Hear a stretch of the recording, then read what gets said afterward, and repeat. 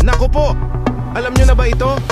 Isang nakakagulat na announcement mula sa INC or Iglesia ni Cristo na sila ay magsasagawa ng malawakang rally dahil sa hindi nila pagpabor sa impeachment laban kay VP Sara Duterte.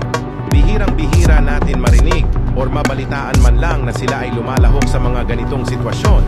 Mukhang hindi na rin masigmura ng mga kapatiran sa Iglesia ni Cristo ang mga nangyayari ngayon sa gobyerno, kaya pati sila ay pumapalag na. Paano na lang kung sumabay pa ang KOJC ni Pastor Quibuloy, tiyak aapaw ang mga kalsada partikular sa EDSA. Narito ang official na announcement ating pakinggan at panoorin. O, ito na po. Kami po ni Nelson tumanggap po ng bilin O, bilang mga kaanig po sa Iglesia ni Cristo at sa atin hong mga kababayan. Dahil po dyan, mga kababayan at mga kapatid sa Iglesia, ang mga kapatid po sa Iglesia ay naghahanda, Nelson. Ulitin ko po ang mga kapatid po sa Iglesia ay naghahanda na magsagawa po ng rally. Magsagawa po ng rally upang ipahayag sa lahat ng mga kinaukulan na ang Iglesia ni Cristo ay pabor po sa opinyon ng Pangulong Bongbong Marcos na hindi sumang-ayon sa sinusulong ng ilang sektor na impeachment.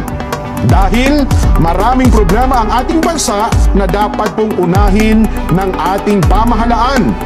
Ang Iglesia ni Cristo po ay para sa kapayapaan.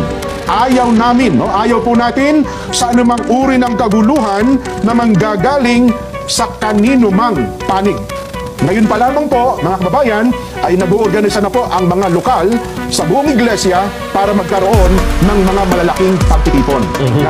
Para ipakita po at ipahayag, ito po binabanggit namin na pabor kami sa opinyon ng Pangulong Bongbong Marcos na no to impeachment. Dahil ang dami ng problema ng bansa, hindi ba? Ang dapat po nating unahin, ang problema ng bansa na mas malaki. Yes. Hindi po ang impeachment. At dapat maintindihan nyo rin na ito ay para sa kapayapaan.